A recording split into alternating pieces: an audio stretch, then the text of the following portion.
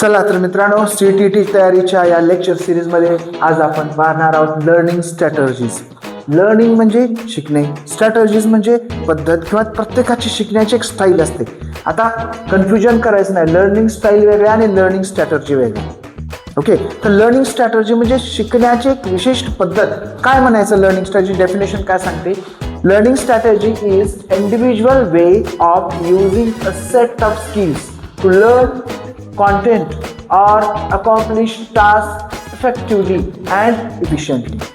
तर learning strategy काय आहे? तर हा एक इंडिव्हिज्युअल वे आहे. इंडिव्हिज्युअल म्हणजे वैयक्तिक. हा वैयक्तिक मार्ग आहे. कशाचा? त्याच्यामध्ये काय आहे? सेट ऑफ स्किल्स आहेत, काही स्किल्स आहेत, एक स्किलचा समूह आहे. तो स्किलचा समूह काय करतो? तर त्याला कॉन्टेंट लर्न करायला मदत करतो किंवा कॉन्टेंट लर्न करण्यासाठी तो तेवढेच स्किल जास्त चांगल्या पद्धतीने वापरतो. तो एक सेट आहे 4-5 स्किलचा. त्या सेट ऑफ स्किल तो काय करतो? यूज करतो. कशासाठी? तर कॉन्टेंट लर्न करण्यासाठी, शिकण्यासाठी, किंवा अकॉम्प्लिश टास्क, त्याला दिलेलं जे काम आहे ते काम अधिक चांगल्या पद्धतीने करण्यासाठी तो काय करतो? त्या सेट ऑफ स्किलचा वापर करतो. एवढंच नाही तर ते काम कसं पाहिजे? इफेक्टिव्हली आणि एफिशियंटली, अगदी परिणामकारक पद्धतीनं काम झालं पाहिजे आणि एफिशियंटली आणि कमी वेळामध्ये जास्त चांगलं काम करण्यासाठी एक सेट ऑफ स्किलचा तो पुन्हा पुन्हा वापर करतो. आणि त्या स्किलचा वापर तो चांगल्या पद्धतीने करत असल्यामुळं तो चांगल्या पद्धतीने काय करतो? ते शिकतो. आणि हे जे स्किल आहे याला म्हणतात लर्निंग स्ट्रॅटर्जी. बघा, काही मुलं खेळात पुढे असतात किंवा काही मुलं फक्त बघतात आणि समजून घेतात, त्यांना ऐकण्याची पण गरज नसते. काही मुलांना ऐकण्याची गरज नसते, काही मुलांना बघण्याची गरज नसते, सांगितलं त्यांच्या लक्षात येतं. म्हणजे त्यांची काय असते? ती एक पद्धत, अशी एक स्ट्रॅटर्जी असते. आता ह्या ज्या स्ट्रॅटर्जीज आहेत जनरली 6 स्ट्रॅटर्जीज सांगितल्या जातात. पहिली आहे कॉग्नेटिव्ह स्ट्रॅटर्जी. कॉग्नेटिव्ह स्ट्रॅटर्जी म्हणजे धोरण. तर कॉग्नेटिव्ह म्हणजे ज्ञानात्मक. ज्ञानात्मक मध्ये काय आहे? रिसेप्शन. शिकताना पहिल्यांदा काय करतं बालक? रिसेप्शन करतं, म्हणजे रिसेप्ट करतं, ग्रहण म्हणतात त्याला. तर पहिल्यांदा काय करतो? ग्रहण करतो. एखादा पाठ्यघटक शिकवताना पहिल्यांदा तो काय करतो? ग्रहण करतो. ग्रहण केल्यानंतर मेमोरायझेशन करतो. समजा व्याकरणातला त्याला नाम शिकायचं आपल्याला, नाम म्हणजे काय अगोदर तो समजून घेतो. समजून घेतल्यानंतर मग तो काय करतो? लक्षात ठेवतो. नाम म्हणजे काय बा? कुठल्याही वस्तूला, प्राण्याला ठेवलेलं नाव. एक जनरल एक डेफिनेशन, ह्याला म्हणजे नाम म्हणतात. बरोबर? तो हे नाम शिकला. नाम शिकल्यानंतर तो काय करतो? मेमोरायझेशन करतो, म्हणजे तो लर्न करतो. मनातल्या मनात थोडंसं रिपिटेशन करून त्याला काय करतो? पक्क करतो. त्याच्यानंतर अजून काय करतो?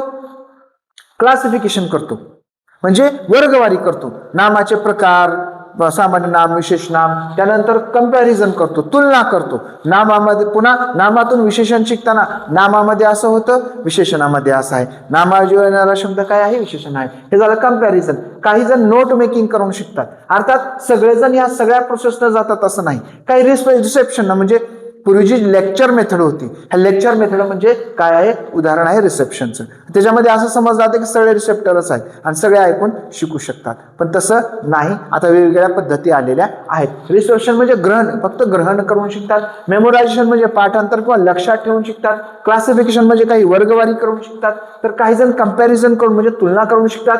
काही जण नोट मेकिंग म्हणजे सांगितलं की नोट लिहून घेतात, त्याच्यानं करतात. आणि काही उदाहरण लर्न विथ एक्झाम्पल्स देऊन शिकतात. अशा वेगवेगळ्या प्रकारच्या स्ट्रॅटर्जीने विद्यार्थी शिकत असतात. आपला टीचर म्हणून रोल असा आहे की आपण बघितलं पाहिजे की आपला विद्यार्थी कुठल्या स्ट्रॅटर्जीने शिकतो आणि त्याला त्या स्ट्रॅटर्जीने शिकण्याची संधी आपण उपलब्ध करून दिली पाहिजे. कारण आपण कोण आहोत?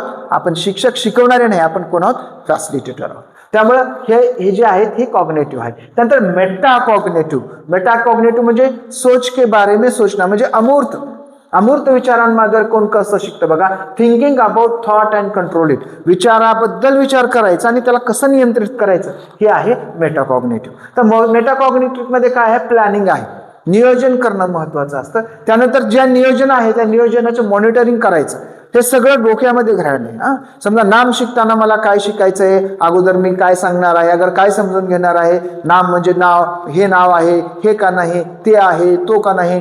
मग ह्याचं मी नियोजन करतो. नियोजन केल्यानंतर मॉनिटरिंग करतो, म्हणजे त्याचं मूल्यमापन करतो. मी कसं करायला बरोबर होईल का माझं चुकायला. त्यानंतर मग सेल्फ इव्हॅल्युएशन करतो, माझं स्वतःचं मूल्यमापन करतो, मी नियोजनानुसार करतो का नाही करतो.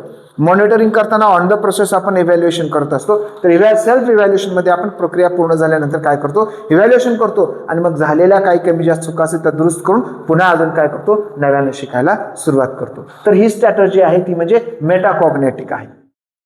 त्यानंतर सोशल म्हणजे सामाजिक. सामाजिक मध्ये कसं शिकतात मुलं, दुसरों के साथ मिलकर सीखना, ग्रुप वर्क मध्ये शिकायचं. आज सकाळी सगळ्या सामाजिक शिकण्याला जास्त प्रमोट केले जाते. तर दुसऱ्यासोबत मिळून, मग पियर असेल ग्रुप असेल त्यांच्यासोबत मिळून शिकायचं. तर त्याचा पहिला भाग आहे डिस्कशन म्हणजे चर्चा. सोशलमध्ये सोशल स्ट्रॅटर्जीमध्ये ग्रुप डिस्कशन किंवा पियर डिस्कशन अशा प्रकारे डिस्कशन ऑर्गनाईज केले जाते, त्याच्यातून शिकला जातात. हेल्प फ्रॉम पियर्स, पियर पासून मदत घेतली जाते. नंतर कोऑपरेटिव्ह लर्निंग ज्याला म्हणतात, म्हणजे एकमेकाच्या सहकार्याने शिकणं, ह्या पद्धतीचा समावेश ह्या सोशल स्ट्रॅटर्जीमध्ये होतो. त्यानंतर अफेक्टिव्ह म्हणजे भावनात्मक. भावनात्मक मध्ये काय आहे तर सेल्फ मोटिवेशन, आत्मप्रेरणा, स्वतःलाच शिकण्याची प्रेरणा द्यायची. असतात मुलं स्वप्रेरणा नाही की नाही मला हे करायचं नाही, मला हे शिकायचं, त्याची आत्मप्रेरणा असते, त्याला दुसरा काही परिणाम नसतो. तरी आत्मप्रेरणा आहे, सेल्फ मोटिवेशन आहे. त्यानंतर कॉन्फिडन्स आहे, आत्मविश्वास आहे.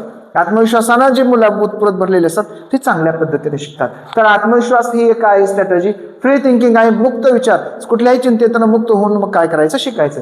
तर हे आहे. आणि पॉझिटिव्ह थिंकिंग म्हणजे सकारात्मक विचार करणं. ह्या सगळ्या ज्या काही प्रक्रिया आहेत, या सगळ्या प्रोसेस कोणत्या आहेत, अफेक्टिव्ह आहेत, भावनात्मक स्ट्रॅटर्जी आहेत. ह्या स्ट्रॅटर्जीचे मुलं असतात. काही कॉग्नेटिव्ह मध्ये वेगळ्या प्रकारचे मेटाकॉग्नेटिव्ह, सोशल, अफेक्टिव्ह एकाच पद्धतीने शिकतात असं का नाही, 2-4 पद्धती पण विद्यार्थ्याच्या स्ट्रॅटर्जी त्याच्या डोक्यामध्ये किंवा त्याच्या शिकण्याच्या पद्धतीमध्ये स्टाईलमध्ये असू शकतात.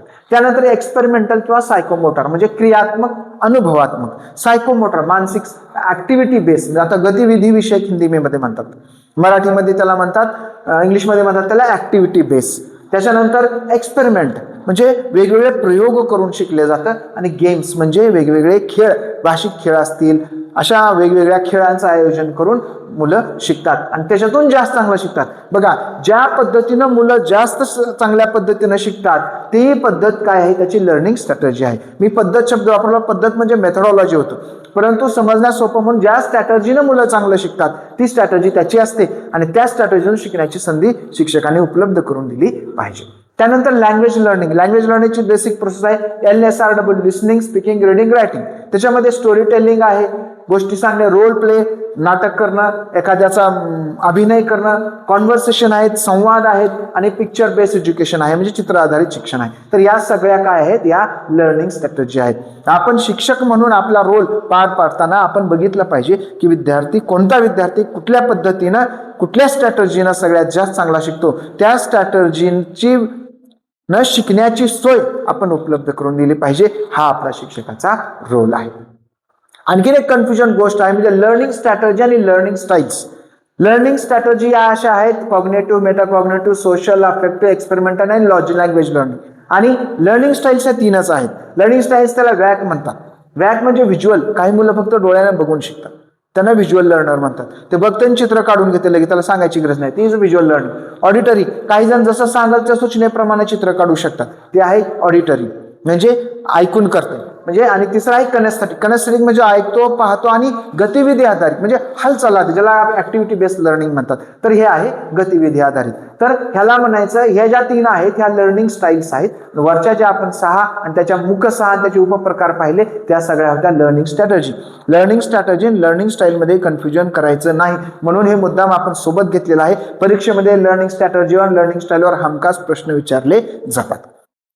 प्रश्न कसे विचारले जातात, हे सांगा, प्रकार सांगा असा विचारला जात नाही. तर आमका विद्यार्थी, एक्स विद्यार्थी काय करतो, चित्र बघून लगेच हुबेहूब चित्र रेखाटतो. मग त्याची लर्निंग स्टाईल सांगा. लर्निंग स्टाईल म्हणले त्याला कॉग्नेटिव्ह, सोशल इकडे बघायचं नाही. कॉग्नेटिव्ह स्टाईल म्हणले की हे केलं बॅक लक्षात ठेवायचं आणि स्ट्रॅटर्जी म्हणले की वर बघायचं. ओके, तर स्टाईल कोणती आहे, त्याची व्हिज्युअल आहे. ओके, आणि स्ट्रॅटर्जी कोणती आहे, त्याची लर्निंग स्ट्रॅटर्जी कोणती आहे, कोणतं काय शिकतोय तो, अफेक्टिव्ह आहे, भावनात्मक, एक्सपेरिमेंटल, सायकोमोटर आहे, मेटाकॉग्नेटिव्ह आहे. कशा पद्धतीने, आता इथं मेटाकॉग्नेटिव्ह येणार नाही, कॉग्नेटिव्ह मध्ये पण येणार नाही. मग कुठं येईल तर बघून शिकतो, जसं आहे तसं शिकतोय. तर एक्सपेरिमेंटल आहे किंवा ऍक्टिव्हिटी बेस्ड किंवा एक्सपेरिमेंटल किंवा गेम्सच्या माध्यमातून तो शिकू शकतो. म्हणजे असं वेगवेगळ्या प्रकारच्या स्ट्रॅटर्जी, वेगवेगळ्या प्रकारच्या स्टाईल आहेत. तर स्टाईल आणि स्ट्रॅटर्जीमध्ये कन्फ्युजन करायचं नाही. ओके, तर याच्यावर 2-3 प्रश्न आपल्याला हमखास CTET मध्ये येत असतात.